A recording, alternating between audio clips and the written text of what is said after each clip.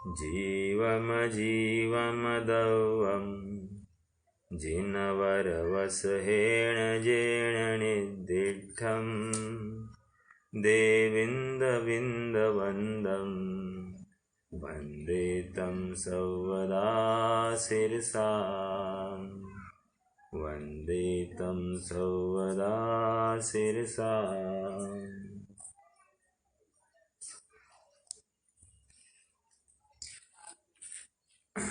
बृहद्रव्य संग्रह ग्रंथ के अत्यंत रोचक प्रकरण में हम आ गए हैं और यह मोक्ष मार्ग अधिकार है, जिसमें सबसे पहले सम्यक दर्शन की चर्चा आई, फिर सम्यक ज्ञान को लेकर चर्चा की, जिसमें दर्शन उपयोग की भी विशेषता से चर्चा आई। अब ये चारित्र, सम्यक चारित्र की बात चालू हो गई है। और कल हमने देखा कि आचार्य देव ने कहा कि अशुभ से निवृत्ति और शुभ में प्रवृत्ति करते हुए जो करना, उसी को चारित्र कहते हैं। और वो चारित्र व्रत, समिति और गुप्ति रूप होता है, ऐसा व्यवहारण्य से जानना। और उसी चारित्र को हम यदि निश्चय से जानना चाहते हैं तो बाह्य अभ्यंतर क्रियाओं का जहाँ पर निरोध हो जाता है वो परमार्थ चारित्र या परम चारित्र या निश्चय चारित्र कहलाता है। अब थोड़ा सा आगे बढ़ना है। गाथा नंबर 47। एक थोड़ा सा बिंदु पढ़ना है। पेज नंबर 222 पर 45 नंबर की गाथा का थोड़ा सा अंश पढ़ना है। वहाँ एक शब्द आया, उस शब्द का अर्थ देखना है। इस गाथा में कथित, ये 45वीं गाथा की टीका है, इस गाथा में कथित लक्षणों युक्त अशुभ योग से निवृत्ति और उससे विपरीत शुभ योग में प्रवृत्ति, उसे हे शिष्य तू चारित्र जान। आचार, आराधना आदि चरणान योग के शास्त्रों में कहे अनुसार वह चारित्र 5 महाव्रत, 5 समिति और 3 गुप्ति रूप है। तो भी अपहृत संयम नामक शुभोपयोग लक्षण युक्त सराग चारित्र है। प्रश्न खड़ा हुआ कि अपहृत संयम किसको कहते हैं? तो अपहृत संयम मतलब यहाँ पर छठवां गुणस्थान कहना, या प्रमत्त संयत को ही अपहृत संयम कहते हैं। अपहृत संयम क्यों कह रहे? अपहरण हुआ है किसका? संयम का ही अपहरण हुआ है। इस अपेक्षा से उस छठे गुणस्थान को अपहृत संयम कहते हैं। तो 7वें गुणस्थान को क्या कहेंगे? 7वें गुणस्थान को उपेक्षा संयम कहते हैं। अपहृत संयम का अपोजिट उपेक्षा संयम। ओके, ये नवीन बात हो गई। मैंने कहा ये भी शब्द का ज्ञान आपको हो जाए, इसलिए मैंने। हाँ बोलिए ना। लेकिन लिया तो थोड़ा अलग नहीं लगता है कि अपहृत और उपेक्षा संयम? देखो बराबर है। अब उपेक्षा का अर्थ क्या लेना? वहाँ 28 मूल गुणों की उपेक्षा हो गई है, इस अपेक्षा से उसको उपेक्षा संयम कह दिया। 7वें गुणस्थान को 28 मूल गुण जो पालन करने का जो आचार चल रहा था उसका निरोध हो गया। इस अपेक्षा से 7वें गुणस्थान को, जहाँ पर बुद्धिपूर्वक स्वरूप में स्थिरता हो गई, इस अपेक्षा से उसकी उपेक्षा, 28 मूल गुणों की उपेक्षा करता हुआ जीव स्वरूप में स्थित हुआ, इसको उपेक्षा संयम कह रहे हैं। और अपहृत संयम, संयम देखो जैसे मुनि अवस्था है, मुनि अवस्था में जीव ने क्या किया है? जब प्रतिज्ञा ली है तो उसने प्रतिज्ञा लेते हुए कहा है कि अब मैं अखंड अपने आत्मा की आराधना करूंगा, अर्थात मैं शुद्धोपयोग को ही साधूंगा। ये उसका उसने व्रत लिया है। व्रत लिया है मतलब आपके promise, it's a promise. Okay, तो ये प्रॉमिस पली क्या? नहीं पली। क्यों? वे शुभ भाव में आ गए। भोजन कर रहे हैं, गमन कर रहे हैं, आदि आदि जो कोई क्रिया है वो कर रहे हैं। और इन्होंने प्रॉमिस क्या किया था कि मैं शुद्धोपयोग को ही करूँगा, सो तो हुआ नहीं, इसलिए ये कह रहे अपहरण हो गया है उनके संयम का। ओके, ये कथन इस अपेक्षा से चल रहा है, कोई ज़्यादा उसमें विरोध नहीं है। हाँ, आगे बढ़ते हैं। गाथा नंबर 47 लेनी है, 47। हाँ, 46 तो अपनी हो गई है, 47 लेनी है। अब थोड़ा सा विशेष प्रकरण है, उपयोग लगेगा, तो जितना उपयोग देंगे बात और अच्छे से समझ में आएगी।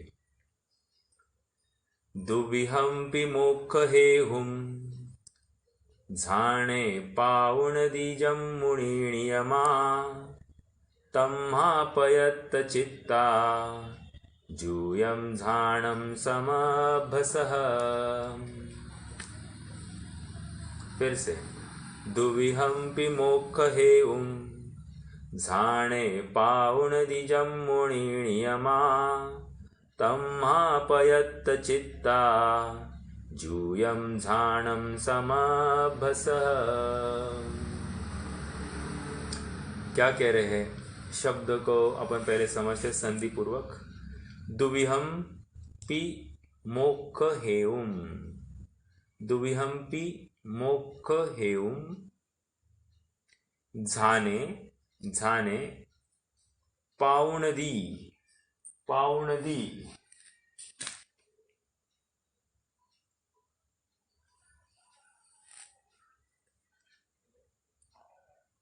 जम मुनि नियमा, जम मुनि नियमा तम्हा पयत्त, पयत्त चित्ता जूयम, जूयम झाणम सम अभ्भसः, समम अभ्भसः।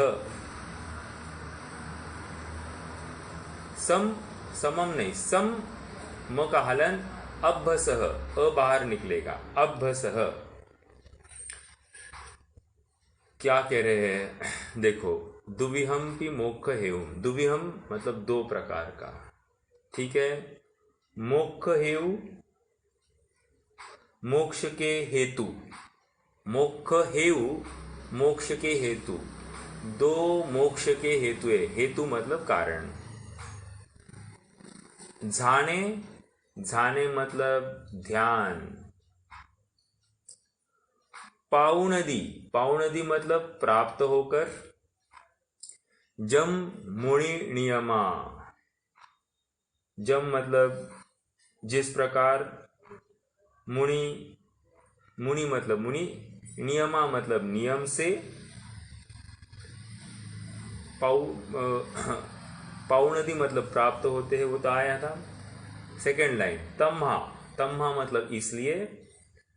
पयत्त चित्ता, पयत्त मतलब प्रयत्न, चित्ता मतलब चित्त, चित्त मतलब यहां पर अर्थ लेना है मन, मन को प्रयत्न पूर्वक। जूयम तुम सब, तुम सब जो जो सुन रहे हैं, जो जो पढ़ रहे हैं, तुम सब। झाणम समभ्भसः, झानम मतलब ध्यान, सम अभ्यसः भली भांति उसका अभ्यास करो। ओके, तो गाथा का अर्थ कैसे निकलेगा? ध्यान करने से, गाथार्थ पढ़ रहे अपन, ध्यान करने से, मुनि नियम से निश्चय और व्यवहार रूप मोक्ष मार्ग को प्राप्त करते हैं। अतः तुम चित्त को एकाग्र करके ध्यान का सम्यक प्रकार से अभ्यास करो। बहुत महत्वपूर्ण बात आ गई है, फिर से पढ़ता हूं। ध्यान करने से, मुनि नियम से निश्चय और व्यवहार रूप मोक्ष मार्ग को प्राप्त होते हैं या प्राप्त करते हैं। अतः तुम चित्त को एकाग्र करके ध्यान का सम्यक प्रकार से अभ्यास करो। प्रश्न यहाँ पर खड़ा हो रहा है, हुआ भी नहीं होगा या नहीं हुआ होगा, या हमने पहले चर्चा भी की है। हमने ये चर्चा की है कि जहाँ जहाँ निश्चय वहाँ साथ व्यवहार हो सकता है, लेकिन जहाँ व्यवहार है वहाँ निश्चय हो अथवा नहीं भी हो। ओके, तो व्यवहार मोक्ष का कारण नहीं है, निश्चय मोक्ष का कारण है। और एक बात यहाँ पर कह रहे हैं कि जैसे ही ध्यान किया, स्वरूप की अनुभूति हुई, तो इमीडिएटली इस जीव को निश्चय और व्यवहार दोनों रत्नत्रय की प्राप्ति हो जाती है। व्यवहार रत्नत्रय अर्थात उन क्रियाओं को यहाँ पर व्यवहार रत्नत्रय नहीं कह रहे हैं। अर्थात देखो, जैसे मोक्षमय प्रकाशक में 3 उभासी, एक तो निश्चयाभासी, व्यवहाराभासी और उभयाभासी, इन 3 जीवों को खड़ा किया है। और तीनों कैसे मोक्ष मार्ग से पतित है ये वहाँ पर बताया। निश्चयाभासी क्या है? एकांत रूप से वो मात्र शुद्ध को ही मान बैठा है, बाकी व्यवहार क्रिया को कुछ गिनता ही नहीं है और इसलिए वह चूक गया है। व्यवहाराभासी ये मात्र बहिरंग क्रियाओं को ही धर्म मान के उसमें ही अटक गया है। शरीर और काय को कृश करना, इतने में ही उसने संतुष्टि मानते हुए उसको ही मोक्ष मार्ग मान लिया है। इसलिए ये भी गलत प्रकार से इसने मोक्ष मार्ग को इंटरप्रेट किया है। और उभयाभासी निश्चयाभासी की भी भूल ग्रहण कर रहा है और व्यवहाराभासी की भी भूल ग्रहण कर रहा है। उसको लग रहा है कि मैं दोनों की भूल टालूं, लेकिन उसने क्या हो गया, उसने दोनों की गलतियों को उठाकर एक नवीन मत खड़ा किया और उसने ये मान रहा है कि निश्चय वो शुद्ध अंश को भी स्वीकार करना चाहिए और व्यवहार अंश को भी स्वीकार करना चाहिए और वही मोक्ष मार्ग है। अर्थात वो ये मान रहा है कि 50% निश्चय मोक्ष मार्ग होगा और 50% व्यवहार मोक्ष मार्ग होगा, ऐसा उभयाभासी का मानना है, जो कि गलत है। तो निष्कर्ष क्या हो रहा है? निष्कर्ष इतना है कि तीनों मोक्ष मार्ग से चूक गए हैं। इस प्रकरण को हम थोड़ा सा मोक्ष मार्ग प्रकाशक के आधार से पढ़ेंगे, क्योंकि वहाँ पर ये जो बता रहे हैं कि दोनों मोक्ष के हेतु है। ओके, दुविहंपी मोक्ष हेतु, दुविहंपी मतलब 2 मोक्ष के हेतु है, व्यवहार मोक्ष मार्ग और निश्चय मोक्ष मार्ग। ये जो कह रहे हैं ये मोक्ष के हेतु है, इसका क्या अर्थ लेना ये बहुत महत्वपूर्ण बात है। इसीलिए अपन सबसे पहले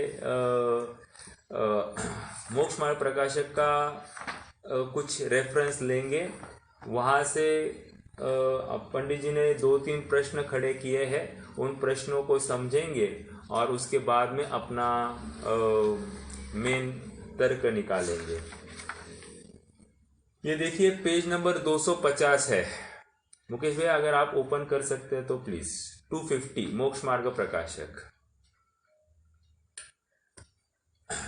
दूसरा पैराग्राफ है। वहां वह कहता है कि श्रद्धांत तो निश्चय का रखते हैं और प्रवृत्ति व्यवहार रूप रखते हैं। इस प्रकार हम दोनों को अंगीकार करते हैं। क्या कहा फिर से? हमारा श्रद्धांत तो निश्चय का ही है, हमको निश्चय में ही जाना है, बिल्कुल। लेकिन हमारी प्रवृत्ति किसमें है? प्रवृत्ति किसमें? व्यवहार मतलब शुभ क्रिया, षट आवश्यक आदि आदि जो कोई है यथा योग्य भूमिका के अनुसार उसमें हमारी प्रवृत्ति है। लेकिन हम श्रद्धांत तो किसका कर रहे हैं? निश्चय का कर रहे हैं, अर्थात शुद्धात्मा का कर रहे हैं। ये कोई गलत श्रद्धा मतलब कोई बताइए, हम कुछ गलत मतलब ये व्यवहार उभयाभासी जो है ये कुछ गलत सोच रहा है क्या? ऊपरी ऊपरी तो लगता है एकदम सही सोच रहा है, लेकिन अब देखो इसकी सूक्ष्म भूल को पंडित जी साहब कैसे पकड़ रहे हैं।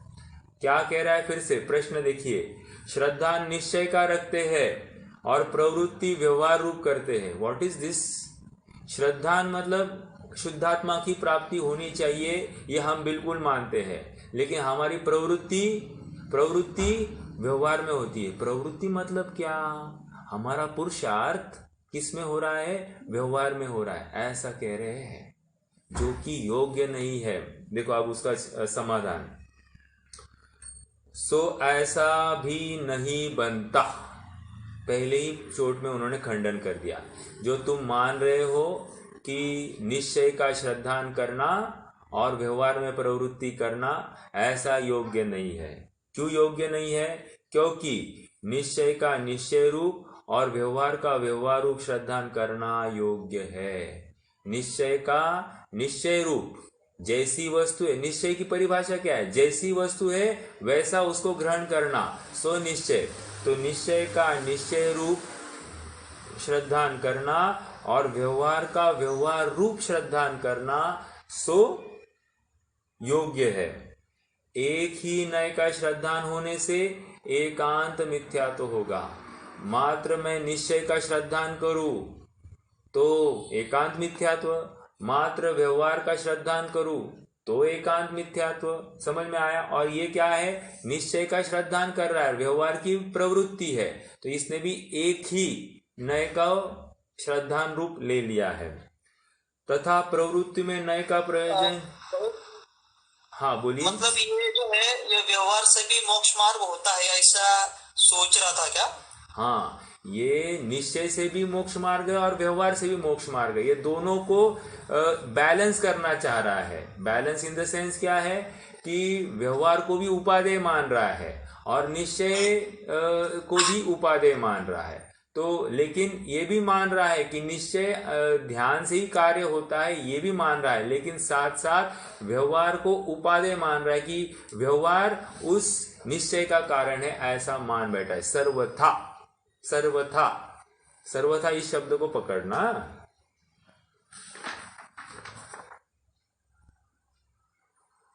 देखो अगर सर्वथा का पकड़ना है तो वो पीछे एक्चुअली पेज नंबर 248 का लास्ट पैराग्राफ, वहां पढ़ना। अभी मैं इस प्रकरण को कंटिन्यू करूंगा।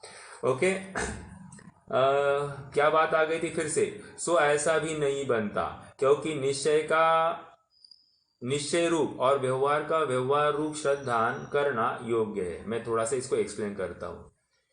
अजीव को अजीव मानना ये निश्चय है या व्यवहार है? अजीव को अजीव मानना ये निश्चय है या व्यवहार है? प्रश्न है मेरा।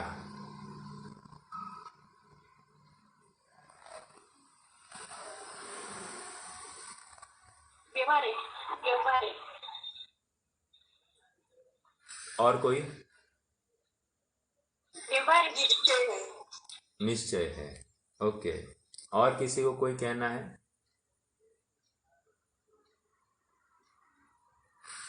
नीता भाभी, व्यवहार क्यों कह रहे हैं आप?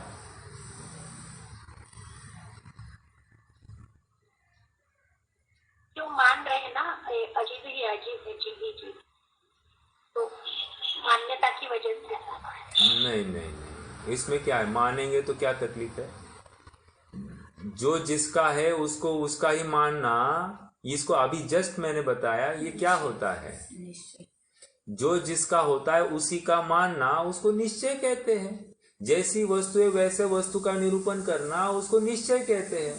तो अजीव को अजीव मानने में कोई दोष नहीं है, ये निश्चय का कथन है, समझना इस बात को। ओके, हम देखो और एक बात बताओ, अजीव का ज्ञान होने पर क्या हम सम्यक दृष्टि कहला सकते हैं क्या?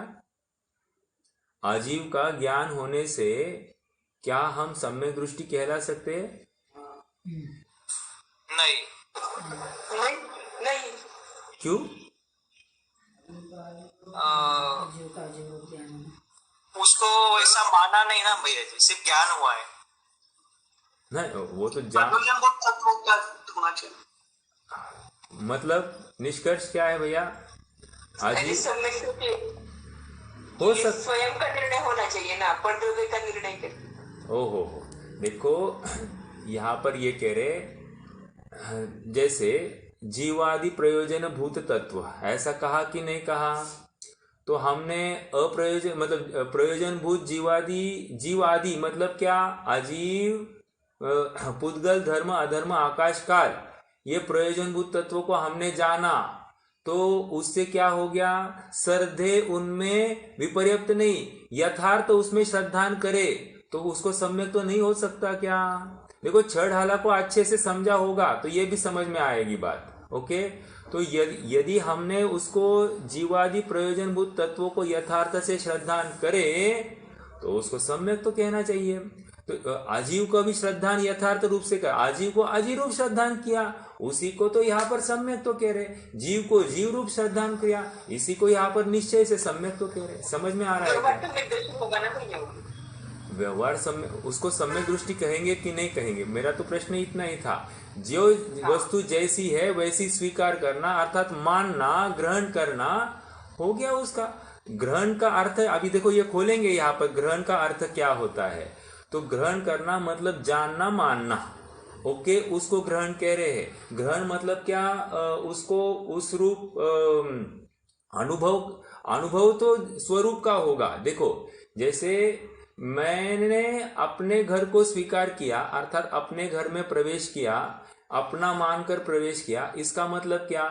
मैंने पर घर को पर मान के छोड़ दिया है। या फिर मैंने पर घर को छोड़ दिया, सभी पर घरों को छोड़ दिया, तो मैं कहां पर प्रवेश करूंगा?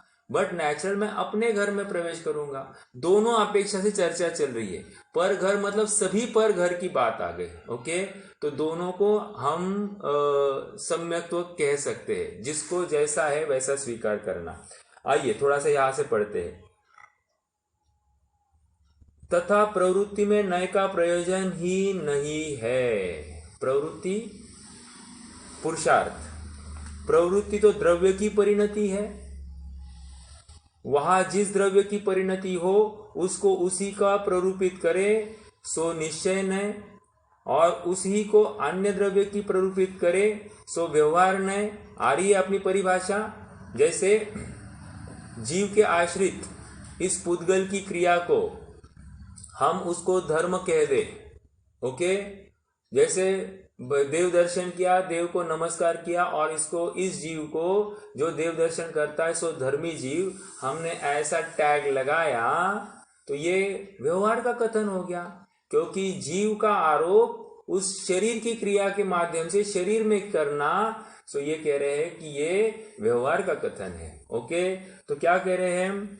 वहां जिस द्रव्य की परिणति हो उसको उसी को की प्ररूपित करे सो निश्चय नय, और उसी को अन्य द्रव्य की प्ररूपित करे सो व्यवहार नय। ऐसे अभिप्राय अनुसार प्ररूपण से उस प्रवृत्ति में दोनों नय बनते हैं। कुछ प्रवृत्ति ही तो नय रूप है नहीं, प्रवृत्ति नय रूप नहीं है, इसलिए इस प्रकार भी दोनों नयों का ग्रहण मानना मिथ्या है। मतलब क्या? दोनों यथार्थ है, मोक्ष मार्ग है, ऐसा मानना मिथ्या है। अब हमने गाथा में क्या पढ़ा? व्यवहार और निश्चय ये मोक्ष के हेतु है। ओके, यहाँ पर गाथा में कह रहे हैं व्यवहार और निश्चय मोक्ष के हेतु है। देखो मैं कंफ्यूज नहीं कर रहा हूं, मैं तो यहाँ पर अपेक्षाएं खोल रहा हूं कि क्या क्या अपेक्षा है जिनागम में, और उन अपेक्षाओं को किस प्रकार समझना चाहिए। सर्वथा एकांत करके नहीं चलेगी बात, हमको निरंतर नए के माध्यम से विषय को समझना है। अपेक्षा भी चूक गई तो हम विषय को समझने से भी चूक जाएंगे। ओके, हाँ, ये एक बात हो गई। अब अगले पेज पर आ जाए, पेज नंबर 251। प्रवृत्ति का नहीं समझ रहा थोड़ा। हाँ, प्रवृत्ति, मुझे भी ये सेंटेंस का, हाँ, इस द्रव्य की परिणति उसका क्लियर है थोड़ा। हाँ, वहां जिस द्रव्य की परिणति हो उसको उसी की प्ररूपित करे सो निश्चय, यही ना। देखो एक मिनट, रोहित भाई आपका भी एक्सप्लेन करते हैं। जिस द्रव्य की परिणति हो उसको उस द्रव्य की स्वीकार करे, उसको निश्चय ने। जैसे जीव का परिणमन जीव के आश्रित मानना, पुद्गल का परिणमन पुद्गल के आश्रित मानना, ये कह रहे हैं जिस द्रव्य की परिणति जिस रूप हो उसको स्वीकार करना सुनिश्चय है। जैसे अब बाहर में मुनिपना देखा तो हमने छठा सातवें गुणस्थान का आरोप किया, ये तो व्यवहार हो गया। ये क्या हो गया? व्यवहार। और इसलिए क्यों? एक द्रव्य का आरोपण हमने जीव के परिणति कर ऊपर आरोपित किया है। शरीर की बाह्य नग्नता को लेकर हमने उस जीव के छठे सातवें गुणस्थान का आरोपण करना, ये क्या हो गया? ये एक द्रव्य की परिणति को दूसरे द्रव्य के ऊपर आरोपित किया, तो ये क्या है? व्यवहार का कथन है। लेकिन जब हम कहेंगे तीन कषाय चौकड़ी के अभाव में ये छठा सातवां गुणस्थान है, तो जिस द्रव्य की परिणति को उस द्रव्य की कही, ये हो गया निश्चय नय का कथन। ये समझ में आया क्या? जब दो द्रव्यों की आपस में मिलकर बात करते हैं तो उसको हम व्यवहार कहते हैं। जब एक द्रव्य की बात उसी के आश्रित कहेंगे तो उसको व्यवहार निश्चय कहेंगे। ओके, हाँ। अब रोहित भैया आपके जिस द्रव्य की कहा गया, वह जिस द्रव्य की परिणति हो उसको उसी की प्ररूपित करे सो निश्चय, और उसी की अन्य द्रव्य की प्ररूपित करे सो व्यवहार ने। ऐसा अभिप्राय अनुसार प्ररूपण करने से उस प्रवृत्ति में दोनों नए बनते हैं। उस प्रवृत्ति में दोनों नए बनते हैं मतलब क्या? ऐसे अभिप्राय अनुसार प्रवृत्ति में दोनों नए मतलब क्या? निश्चय नए और व्यवहार नए दोनों नए बनते हैं। ये कह रहे उस प्रवृत्ति मतलब कौन सी प्रवृत्ति? ऊपर की प्रवृत्ति। अभी जो कहा प्रवृत्ति तो द्रव्य की परिणति है। परिणति मतलब अवस्था, पर्याय, ठीक है। मतलब जो कोई कार्य हो रहा है उस द्रव्य का उस समय में, जो कुछ परिणमित हो रहा है उस द्रव्य का उस समय में, उसको प्रवृत्ति कह रहे हैं।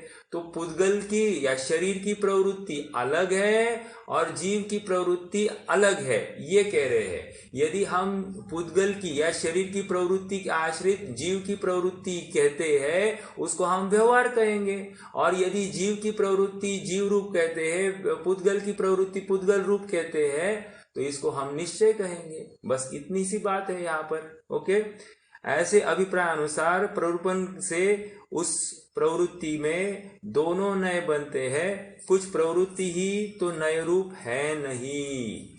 प्रवृत्ति वो नए नहीं है, नए तो उस ज्ञान की विवक्षा है। ज्ञान उसमें, उस ज्ञान में वो नए खड़े हुए हैं। इसलिए इस प्रकार भी दोनों नयों का ग्रहण मानना मिथ्या है। प्रकरण ये चल रहा है, मोक्ष मार्ग किसको माने? निश्चय को मोक्ष मार्ग माने या व्यवहार को मोक्ष मार्ग माने? ये प्रकरण चल रहा है। और ये उभयाभासी यहाँ पर खड़ा हुआ है और वो कह रहा है कि दोनों मोक्ष मार्ग है, 50-50। निश्चय भी मोक्ष मार्ग है। निश्चय का तो श्रद्धान होता है और व्यवहार में प्रवृत्ति होती है। और व्यवहार में प्रवृत्ति मतलब व्रत समिति गुप्ति रूप, वह बुद्धिपूर्वक पुरुषार्थ होता है, ऐसा ये मान बैठा है। और इसके लिए ये मोक्ष मार्ग है, वो व्यवहार को भी मोक्ष मार्ग मान बैठा है। क्योंकि और साथ साथ व्यवहार को निश्चय का कारण भी मान बैठा है। तो ये सर्व था और इसीलिए ये चूक गया है। ओके, क्योंकि इसने निश्चय वाले के भी गलत कुछ कमियां ग्रहण की है, व्यवहार वाले की कमियां ग्रहण कर ली है, और उससे इसने एक कॉम्बी पैक बनाया, ये उभयाभासी वाला कॉम्बी पैक, जो कि योग्य नहीं है। ये और घातक है क्योंकि ये भ्रमित हो गया है। निश्चय वाले ने या व्यवहार वाले ने तो एकांत कर दिया है, और इसने भी एक किसी अपेक्षा से गलत ही इंटरप्रेट करके इसने भी तो एक एकांत ही खड़ा कर दिया है। ओके, पेज नंबर 251 देखते हैं और बात खुल जाएगी। यहां प्रश्न है कि यदि बीच में यहां प्रश्न है कि यदि ऐसा है तो जिन मार्ग में दोनों नयों का ग्रहण करना कहा है सो कैसे? प्रश्न आया क्या? ये गाथा का अर्थ, वो उसी गाथा को इसने खड़ा करके ये प्रश्न खड़ा किया है। देखो इनके ज्ञान में कितने ग्रंथों का सार भरा था, बराबर यहाँ वहां से प्रश्न खड़े कर रहे हैं, अर्थात उसका रेफरेंस बराबर उस गाथा के आधार से यहाँ पर कर रहे हैं। ओके, क्या कह रहे हैं? यह प्रश्न है, यदि जिन मार्ग में दोनों नयों का ग्रहण करना कहा है सो कैसे? ओके, ग्रहण का अर्थ क्या है, कोई बताएगा? ग्रहण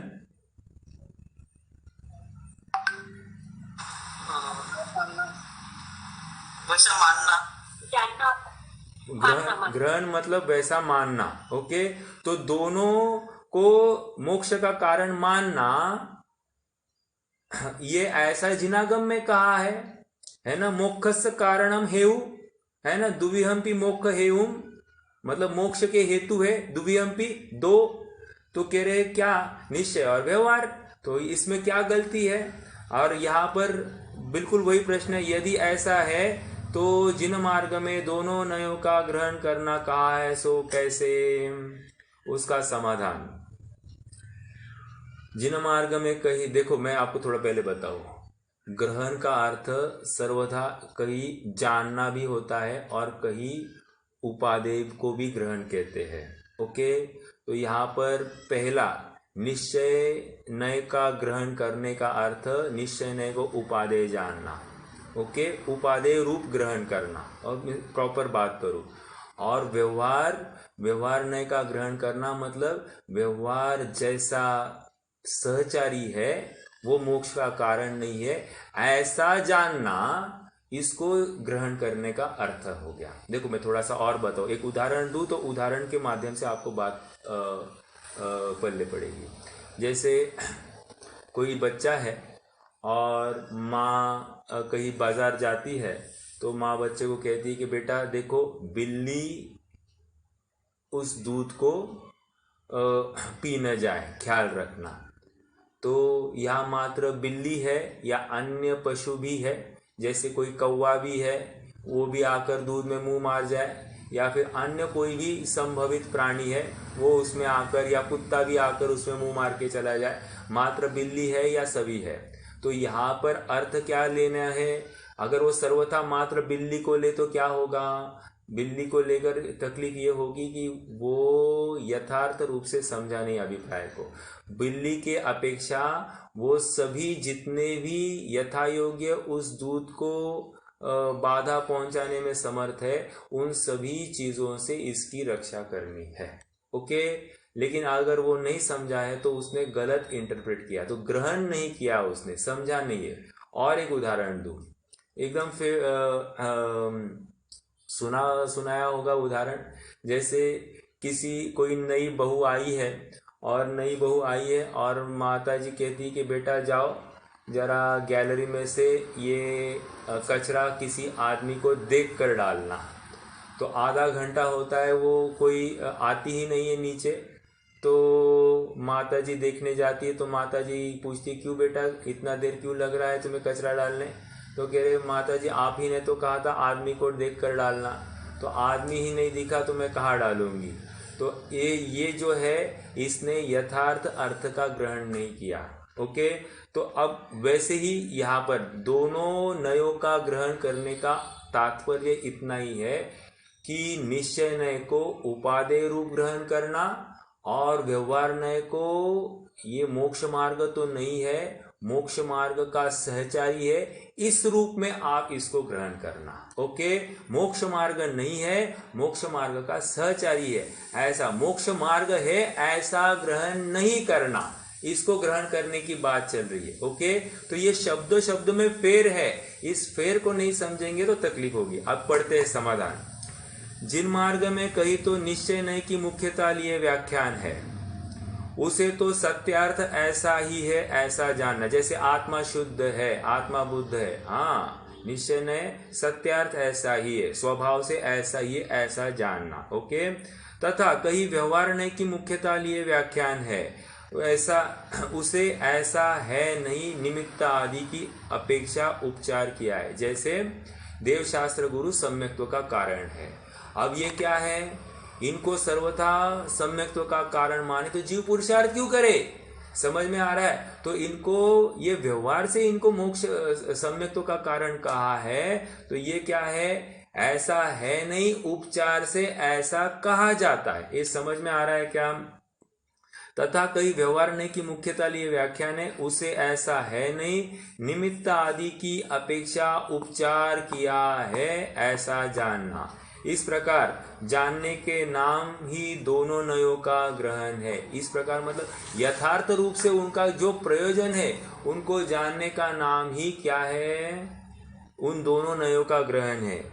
तथा दोनों नयों के व्याख्यान को समान सत्यार्थ जानकर ऐसा भी है, ऐसा भी है, ऐसा भी है, ऐसा भी है, ऐसा इस प्रकार भ्रम रूप प्रवर्तन से तो दोनों नयों का ग्रहण करना नहीं कहा है। ऐसा भी है, ऐसा ही मतलब दोनों भी नहीं चलता है अपने यहाँ पर, हमारे यहाँ पर सम्यक प्रकार से बात चलती है। ठीक है, सत्यार्थ सो निश्चय मोक्ष मार्ग, उसका सहचारी सो व्यवहार मोक्ष मार्ग।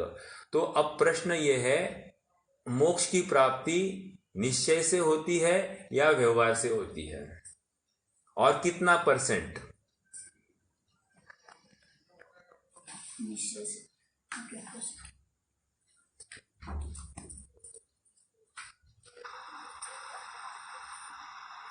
बताइए। मोक्ष मार्ग की प्राप्ति तो निश्चय से होगी, लेकिन वो व्यवहार उसमें सहचारी रहेगा।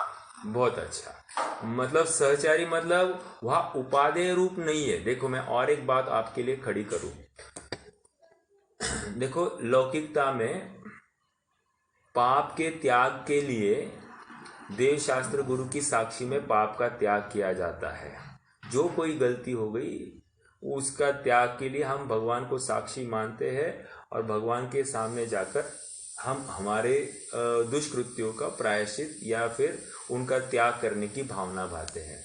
मेरा एक अगला प्रश्न है, क्या पुण्य का त्याग करने के लिए भगवान की साक्षी लेनी पड़ती है? पुण्य का त्याग करने के लिए क्या भगवान की साक्षी लेनी पड़ती है? तो बट नेचुरल नहीं। तो फिर पुण्य का त्याग कैसे होगा? क्योंकि वो भी संसार का कारण है। अरे पुण्य का त्याग इस प्रकार होगा, जैसे ही स्वरूप में स्थिर हो गया पुण्य का त्याग हो जाएगा। पाप का त्याग करने के लिए भगवान की साक्षी, पुण्य का त्याग करने के लिए निज भगवान की साक्षी होनी चाहिए, बस वो कार्य हो जाएगा। तो ऐसे यहाँ पर तो पुण्य का त्याग नहीं होता, लेकिन पुण्य सहचारी होगा। जब जब उसको अनुभव होगा, उसके पूर्व अनंतर पूर्व देखा जाए तो पुण्य में प्रवृत्ति होती हुई दिखाई देगी, लेकिन पुण्य में उपादेय बुद्धि नहीं होगी, वो उसको भी प्रवृत्ति नहीं होगी, इसको मोक्ष मार्ग जानकर प्रवृत्ति नहीं होगी। ये तो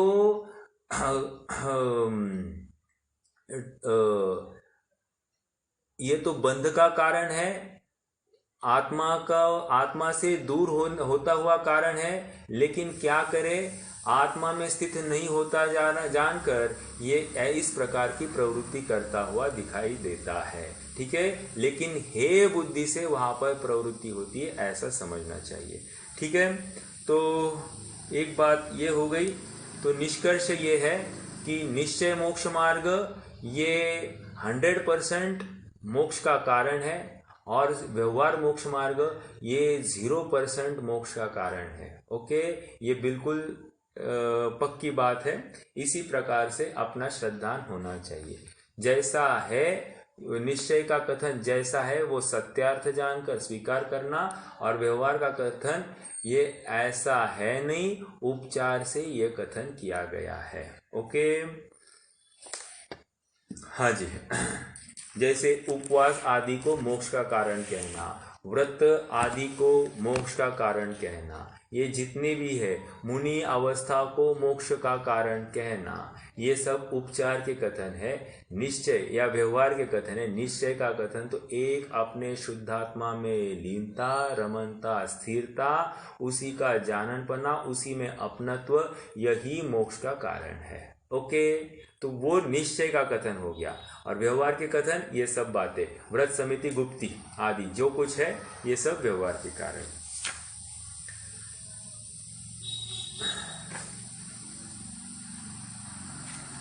ओके, थोड़ा सा और विचार करना है मुझे। जैसे एक केला है, केला है ना, केले के माध्यम से अपन एक निश्चयाभासी, व्यवहाराभासी और उभयाभासी इन 3 जीवों को खड़े करते हैं केले के माध्यम से। व्यवहाराभासी क्या है? व्यवहाराभासी ऐसा मानता है कि ये केले का छिलका है ना, ये इसने बहुत अच्छा काम किया है, इसने पूरी रक्षा की है, तो ये केले के छिलके को उपादेय मानता हुआ उस केले को ग्रहण करने से ही स्वयं को रोकता है। वो केले के छिलके की रक्षा में ही पूरा दिन रात बर्बाद कर रहा है। ओके, केला कैसा रहेगा, अच्छा रहेगा, उसके पीछे ये लगा है। ये कौन है? व्यवहाराभासी। दूसरा है निश्चयाभासी। निश्चयाभासी को डॉक्टर ने बताया कि ये जो गरी है केले की, ये बहुत ही कार्यकारी है, ये केला तुम्हें खाना चाहिए। या फिर वो डॉक्टर के पास गया था, डॉक्टर ने दवाई के रूप में उसको केला दिया खाने के लिए, और ये तुम हमेशा खाते जाओ। अब वो निश्चयाभासी वैसा ही केला ढूंढ रहा है, वो छिलके सहित केले को देखता ही नहीं है, वो भी प्रयोजन से चूक गया। उसको भी केले, यथार्थ केले की प्राप्ति नहीं होगी, क्योंकि केला जब भी मिलता है छिलके सहित मिलता है, ये उसने समझा नहीं है, और वो सफ़ेद अंदर के गरी वाला के वस्तु को, दल को ही वो केला मान बैठा है। तो ये क्या हो गया? ये निश्चयाभासी की गलती। अब उभयाभासी क्या कर रहा है? उभयाभासी वो छिलके की भी संभाल कर रहा है और अंदर दल की भी संभाल कर रहा है। दोनों को वो वैसे का वैसा देख रहा है, उस केले को ग्रहण करने में समर्थ नहीं है। वो उस दल को मैंने व्यवहाराभासी गलत कहा, एक्चुअली व्यवहाराभासी वो उभयाभासी का उदाहरण था। व्यवहाराभासी मात्र छिलके को उसने धर्म मान बैठा है, अर्थात छिलके को ही केला मान बैठा है, उसके अंदर के दल को वो गिनता ही नहीं है। ऐसा वो व्यवहाराभासी है। और उभयाभासी वो छिलका और केला दोनों को संभाल के रखा है। वो उनके अंदर वो निश्चय केला है ऐसा मान रहा है, और बाहर का ये व्यवहार केला है ऐसा भी मान रहा है, लेकिन दोनों को मोक्ष मार्ग जान रहा है। निश्चय केला भी होना चाहिए, व्यवहार केला भी होना चाहिए, इसलिए वो यथार्थ रूप से ग्रहण करने में समर्थ नहीं है, इसलिए वो भी केले से चूक गया है। ओके, अब एक सम्यक्त सन्मुख मिथ्या दृष्टि है। सम्यक्त सन्मुख मिथ्या दृष्टि वो कैसे मान रहा है? हाँ, ये जो व्यवहार है अर्थात ये बाहर का छिलका है, ये त्यागने योग्य है। अब इसका निर्णय हो गया, ये त्यागने योग्य है, सचमुच अंदर का दल ही ग्रहण करने योग्य है। और इस न्याय से वो बराबर अब उसने निर्णय कर लिया है कि व्यवहार में जो कालापन आया है वो छिलके का, वो त्यागने योग्य है, ये पक गया है। अब वो अंदर के दल वो ग्रहण करने योग्य है, ऐसा उसका निर्णय हो गया है। ये सम्यक्त सन्मुख मिथ्या दृष्टि की चिंतन धारा है। ओके, ये इस प्रकार हमने क्या किया? निश्चयाभासी, उभयाभासी और व्यवहाराभासी, इनको केले के उदाहरण के माध्यम से समझने की कोशिश की। ओके, आइए अब थोड़ा सा हमको आगे बढ़ना है। गाथा नंबर 48 की चर्चा करनी है, 48। तो 47वीं गाथा का अभिप्राय इतना ही है कि यहाँ पर मोक्ष के हेतु 2 है, निश्चय मोक्ष मार्ग और व्यवहार मोक्ष मार्ग। और यहाँ पर वो ध्यान से ही उनकी प्राप्ति होती है, और इसलिए बुद्धिपूर्वक हमको ध्यान में ही प्रवृत्ति करनी चाहिए। ओके, ये बात यहाँ पर आ गई, व्यवहार मोक्ष मार्ग। अब देखिए और एक बात यहाँ पर कह रहे हैं कि ध्यान से निश्चय और व्यवहार दोनों मोक्ष मार्ग की प्राप्ति होती है। ऐसा नहीं कह रहे हैं कि व्यवहार मोक्ष की मार्ग की प्राप्ति व्रत समिति आदि क्रियाओं के माध्यम, शरीर आश्रित क्रियाओं के माध्यम से मिलती है। ये कह रहे हैं व्यवहार मोक्ष मार्ग की प्राप्ति भी ध्यान से ही होती है। तो निष्कर्ष क्या हो गया? निष्कर्ष ये हुआ कि मोक्ष मार्ग ये आत्मा के अवलंबन से होता है, आत्मा में एकाग्र चित्त होने से होता है, और उसी को ध्यान कह रहे हैं। तो जो सहचर रूप होगा उसको हम व्यवहार कहेंगे, और जो यथार्थ है, जो साक्षात मोक्ष मार्ग है, उसको हम निश्चय कहेंगे। ओके, आइए गाथा नंबर 48 देखते हैं। अच्छा प्रकरण है, थोड़ा सा और समझेंगे ये, और कल भी चल सकता है प्रकरण, आज थोड़ा सा इसकी भूमिका बना देते हैं। गाथा पढ़ेंगे। मामुज्जः मारज्जः मादूसः इट्ठ निट्ठ अट्ठेषु स्थिरमिच्छै जै चित्तम् विचित्त झाणप्पसिद्धिये।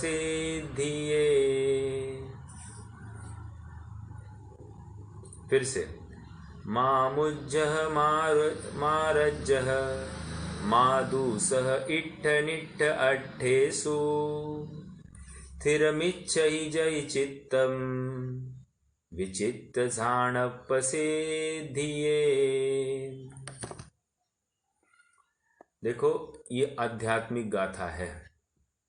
यहाँ पर किस प्रकार से तत्व चिंतन चलता है ज्ञानी जीव का, इसकी बात है, या फिर सामयिक के काल में क्या चिंतन होना चाहिए इस जीव को, उसकी बात है। कोई कहे साहब हम सामयिक में क्या विचार करें, तो यहाँ पर बता रहे हैं कि सामयिक में आपको ये क्या विचार करना चाहिए।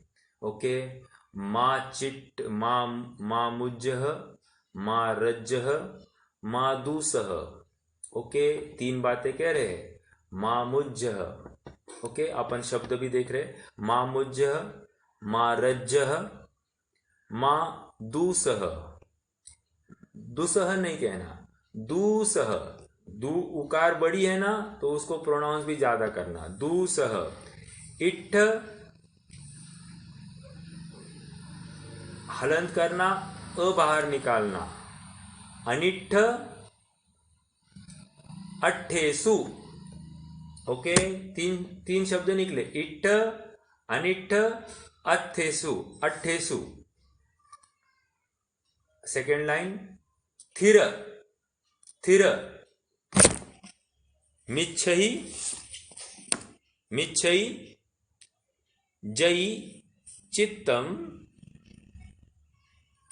विचित्त झाणप्प सिद्धिये। विचित्त झाणप्प सिद्धिये। शब्दार्थ देखेंगे पहले।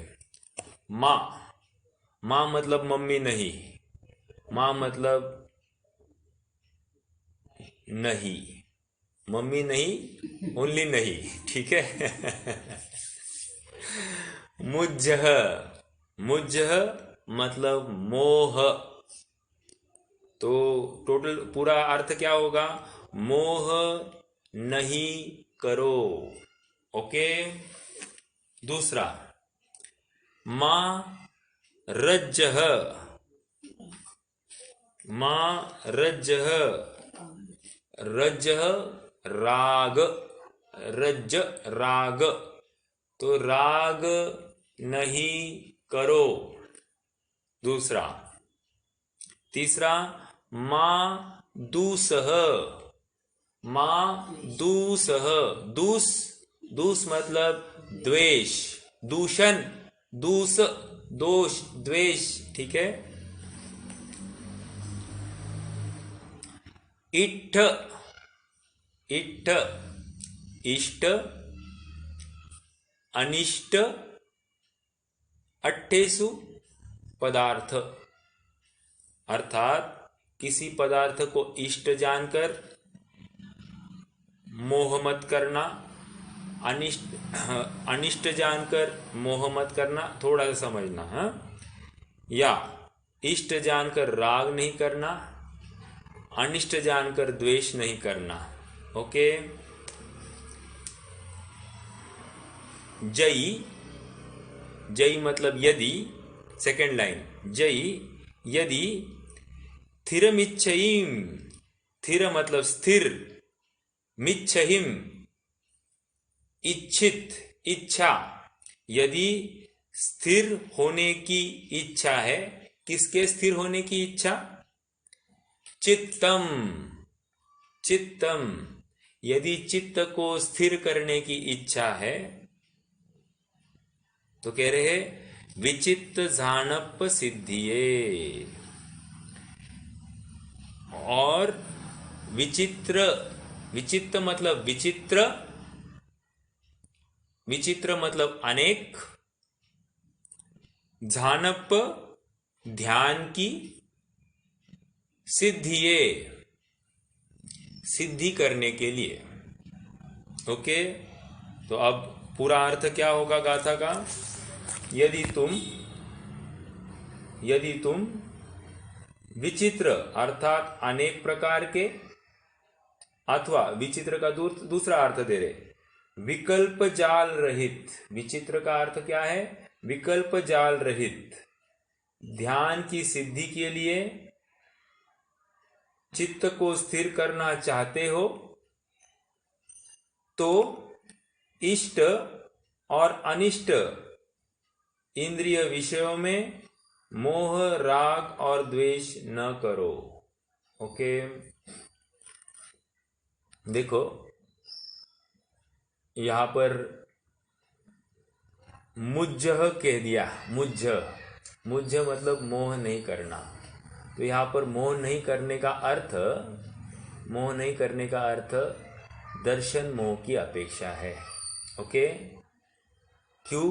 क्योंकि आगे इमीडिएटली उन्होंने रज्जह और दूसह ये दो शब्द लगाए हैं। तो रज्जह राग नहीं करना और दूसह मतलब द्वेष नहीं करना, ये चारित्र मोह की अपेक्षा है। जहां पर राग मत करो इतना ही कहा जाता है, तो वहां पर दर्शन मोह और चारित्र मोह दोनों की अपेक्षा लगाई जाएगी। ओके, लेकिन जहां पर अलग अलग ही दिया है, तो हम मुझ को दर्शन मोह का त्याग होना और चारित्र मोह का त्याग होना, वो कैसे होगा? पदार्थों को इष्ट अनिष्ट न मानकर, इंद्रियों के विषयों को इष्ट अनिष्ट न मानकर, अपने चित्त को स्थिर करते हुए विचित्र प्रकार के ध्यानों के माध्यम से होगा।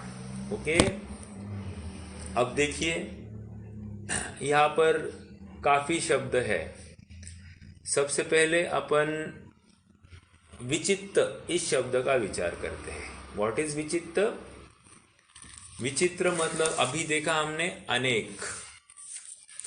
अब अनेक का अर्थ कैसे हो गया? ये विचित्र मतलब अनेक कैसे लगाया? तो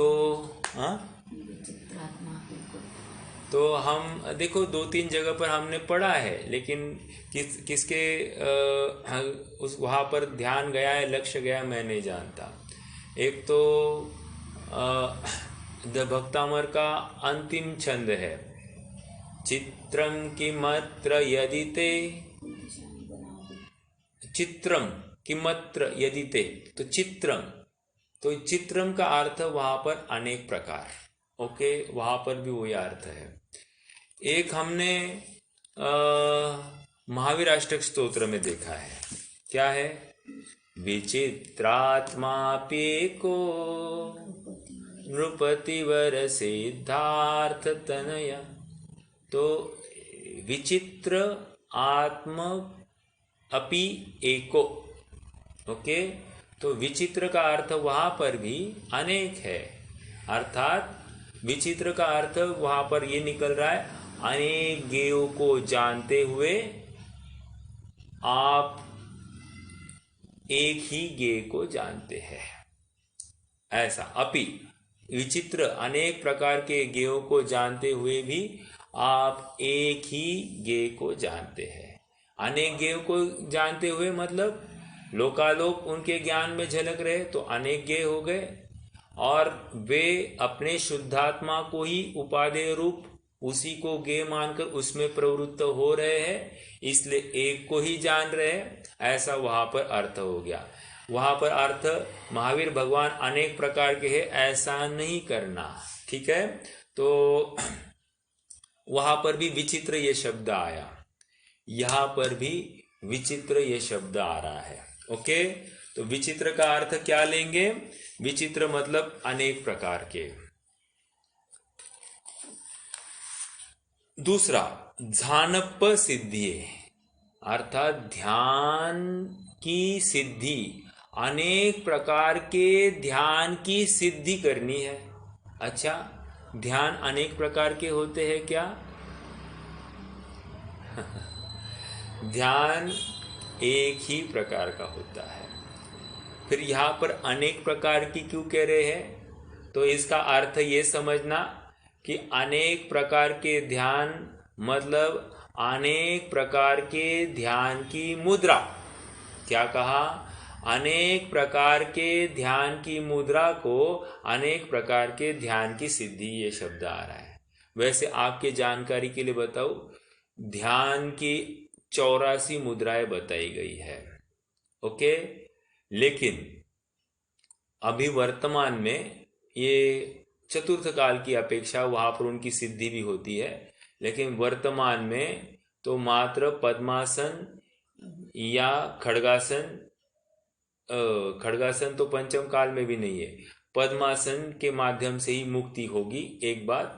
लेकिन पंचम काल में तो वो भी नहीं है। ध्यान की सिद्धि यहाँ पर पद्मासन के माध्यम से होगी, ये कह रहे हैं। और पद्मासन नहीं तो सुखासन, सुखासन नहीं तो अर्ध पद्मासन, ये भी चलते हैं। ओके, तो इन एंड ऑल विचित्र प्रकार के आसन का अर्थ यहाँ पर जो वर्तमान में चल सकते उसकी बात है, लेकिन एक सारासार रूप से अगर लेना है तो जितने भी प्रकार के ध्यान की मुद्राएं बताई है उन सब के माध्यम से यहाँ पर उनकी सिद्धि करने के लिए क्या कह रहे हैं? मोह का त्याग करो, राग का त्याग करो और द्वेष का त्याग करो।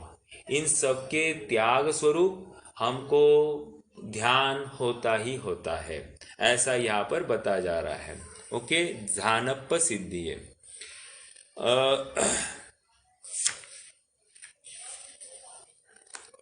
अब देखिए, रज्जह, हम थोड़ा सा शिवभूति की भी बात करते, शिवभूति मुनिराज की। उनको क्या था? उनको कुछ भी याद नहीं आता था। तो याद नहीं आता तो आचार्य देव ने उनको एक ही मंत्र दिया कि मारुष मातुष। ओके, मारुष मातुष मतलब क्या? तुमको रोष नहीं होना और तुम किसी पर द्रव्य में संतुष्ट नहीं होना।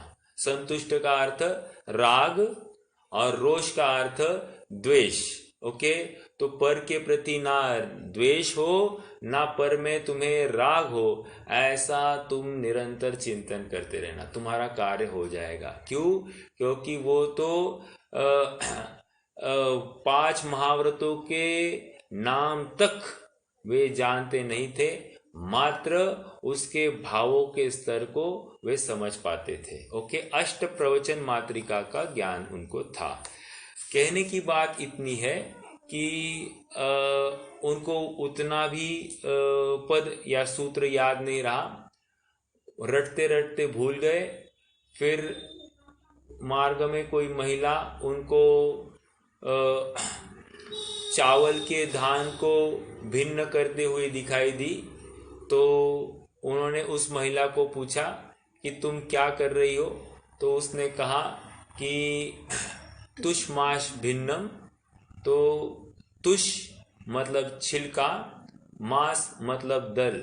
मांस मतलब वो मांस वाला मांस नहीं लेना, यह दल को मांस कहते हैं। ठीक है, तो तुष माश भिन्नम, मैं छिलके और दल को अलग अलग कर रही हूं, ऐसा उन्होंने कहा। अब इन्होंने वही सूत्र को ग्रहण किया, उसके भावों को अच्छे से मालूम था, तो भावों की विशुद्धता के बल पर उन्होंने भेद ज्ञान को प्राप्त हो गए और भेद ज्ञान के माध्यम से स्वरूप में तीव्र स्थिरता हो गई, तो उसको लेकर उनको निर्वाण की तक प्राप्ति हो जाती है। कहने की बात यहाँ पर इतनी है कि रोष और तुष, मुझे तो वहां से लेना है माँ तुष माँ रुष, ऐसा उनको भी सूत्र दिया था। तो वहां पर संतुष्ट नहीं होना, तुष मतलब संतुष्ट और रुष मतलब वहां पर द्वेष नहीं करना। ठीक है, तो ये वहां की बात थी। यहाँ पर क्या कह रहे हैं? यहाँ पर माँ मुज्जह, मुज्जह मुझ का अर्थ क्या कहा? मोह नहीं करना, और मोह मतलब दर्शन मोह नहीं करना, अर्थात पर पदार्थ में जो अपनत्व बुद्धि है उसका त्याग होना, या पर पदार्थ में जो एकत्व स्थापित हुआ है, स्वामीपना स्थापित हुआ है, यह मैं हूं या यह मेरा है, ऐसी जो मान्यता है उसका अभाव होना। पर पदार्थ में जो ये मैं इसका करता हूं, ये जो मान्यता है इसका अभाव करना, और पर द्रव्य में मैं इसका भोगता हूं, ऐसी जो मान्यता है इसका अभाव होना। ये क्या कह रहे हैं? मां मुझ्झ। मां मुझ्झ मतलब पर द्रव्य में मोह नहीं करना, पर द्रव्य में स्वामीपना नहीं होना, पर द्रव्य में कर्तृत्व नहीं होना, या पर द्रव्य में भोक्तृत्व नहीं होना, इसको यहाँ पर मां मुझ कह रहे हैं। समझ में आ रहा है क्या? क्यों? क्योंकि यदि पर द्रव्य में ही स्वामीपना है तो मूल में भूल है, ये बाहर में फिर कितनी भी प्रयास करे उसका कार्य नहीं होगा। क्यों? क्योंकि उसने पर द्रव्य को यथार्थ रूप से समझा ही नहीं है। उस पर द्रव्य को समझा नहीं है तो स्वद्रव्य को भी समझा नहीं है। तो जब स्वद्रव्य को ही समझा नहीं तो वो किसको ध्याएगा? आत्मा के नाम पर यदि वो पर वस्तु को ध्याए तो कैसे काम चलेगा? नहीं चलेगा, है ना। जैसे उदाहरण हमेशा ये दिया जाता है कि कोई लड़का है, उसको नींबू लाने के लिए कहा जाए और वो मौसम्बी लेकर आ जाए, तो वो क्या जानता है? वो नींबू भी नहीं जानता है और मौसम्बी भी नहीं जानता है। ओके, उसी प्रकार कोई आत्मा के नाम पर शरीर के ही किसी भाग को वो ग्रहण करने की चेष्टा करता हो तो ये क्या हो गया?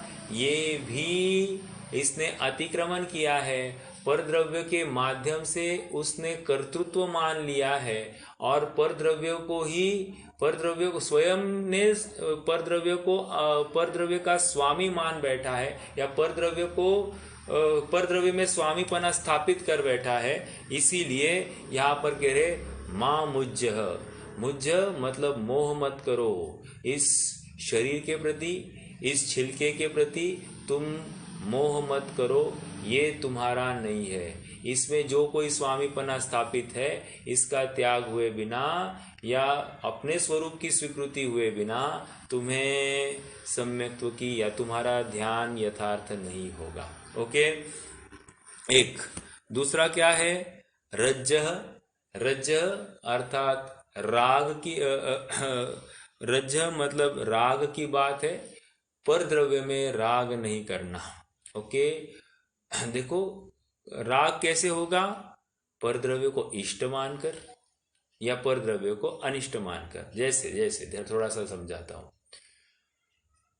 मुझे कहीं जाना है, ओके, तो कोई आ जाए और बहुत अर्जेंसी है जाने की, मेरे पास कोई वाहन नहीं है, और कोई उतने में मुझे कहे आओ भैया मैं आपको लिफ्ट देता हूँ, चलिए आपको जहाँ छोड़ना है वो छोड़ देता हूँ।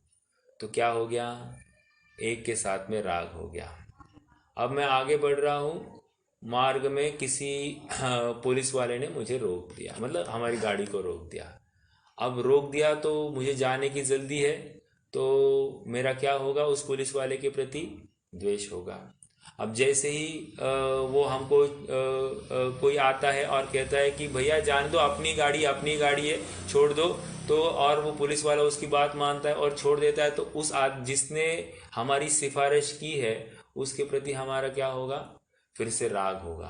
तो कह रहे हैं कि यहाँ पर राग और द्वेष हमारे इष्ट अर्थ के अपेक्षा हो रहे हैं, कि हमारा कार्य होने में जो जो साधक दिखाई देते हैं उनके प्रति इष्टपना भासित होता है, और जो जो बाधक दिखाई देते हैं उन अर्थों के प्रति या उन पदार्थों के प्रति हमारा अनिष्टपना प्रतीत होता है। कहने की बात यह है कि एक के निष्कर्ष, एक में विश्व के एक पदार्थ पर पदार्थ में एकत्व हो गया है, तो कहते हैं कि अनंत पदार्थों के साथ में तुम्हारा एकत्व हो गया है। नॉट ओनली वन पदार्थ, अनंत पदार्थों के साथ में एकत्व हो गया है। और एक पदार्थ के प्रति तुम्हारा द्वेष हुआ है तो अनंत पदार्थों के प्रति तुम्हारा द्वेष हो गया है। ओके, ये मैंने इनकी बात सुनी है। कौन है वे? नहीं, ये कन्यादाना वाले सुमत जी। सुमत जी ये हमेशा बोलते हैं, ठीक है। कहने की बात इतनी है कि एक पर पदार्थ में पूरा संसार खड़ा है, एक पर पदार्थ को अपना मानने में पूरा संसार खड़ा है, या एक पर पदार्थ में अपना द्वेष भाव वो भी पूरे संसार को लेकर खड़ा है। अर्थात अनंत के प्रति अपनत्व हो रहा है और अनंत के प्रति द्वेष हो रहा है। इसलिए करना क्या, एक में भी अपनत्व नहीं हो और एक में भी द्वेष नहीं हो। ओके, और ऐसी जब अपनी परिणति हो जाएगी तो सहज ही हमें पर के प्रति जो मोह राग या द्वेष उत्पन्न हो रहे हैं वे सहज उससे निवृत्त हो जाते हैं और हमको अपना ध्यान का स्वरूप प्राप्त होता है। अब आगे यहाँ पर टीका में ध्यान के प्रकार बताए हैं। 4 प्रकार के अर्थ ध्यान, 4 प्रकार के रौद्र ध्यान, 4 प्रकार के धर्म ध्यान और 4 प्रकार के शुक्ल ध्यान। उसकी हम एकदम ब्रीफ में कल चर्चा करेंगे, तो वो एक बात है। और फिर अनेक अनेक प्रकार के जो कोई ध्यान है थोड़ा सा उसका कुछ विचार करने की कोशिश करेंगे और इस मूल अध्यात्म इसमें घटित करने की कोशिश करेंगे। ये कल हम थोड़ा सा और विचार करेंगे विस्तार से। आज के लिए कोई प्रश्न है तो पूछिए, नहीं तो फिर रुक जाएंगे। भाई निश्चय व्यवहार में प्रश्न था। हाँ, बीज के फलस्वरूप हमको धान्य की प्राप्ति हो जाए, लेकिन उस धान के साथ साथ हमको उसके साथ जो घास होती है वो भी सहचर रूप से मिल जाती है। उसको प्राप्ति का कोई प्रयोजन नहीं है, हमको तो धान से मतलब है, तो हमारी दृष्टि उस धान पर होती है, लेकिन साथ साथ ये मिलता है तो उसमें कोई बात नहीं। उपादेय बुद्धि उस घास में नहीं है, उपादेय बुद्धि तो हमारी धान में है। समझ में आ रहा है? उपादेय बुद्धि मतलब उस निश्चय में उपादेय बुद्धि है, उस घास फूस में हमारी उपादेय बुद्धि नहीं। यदि घास फूस में उपादेय बुद्धि हो तो निश्चित रूप से वहाँ पर वो व्यवहार में प्रवृत्ति एकांत पाया जाएगा और उसी को उसने धर्म मार्ग माना है, तो ये मोक्ष का कारण नहीं हो सकता है।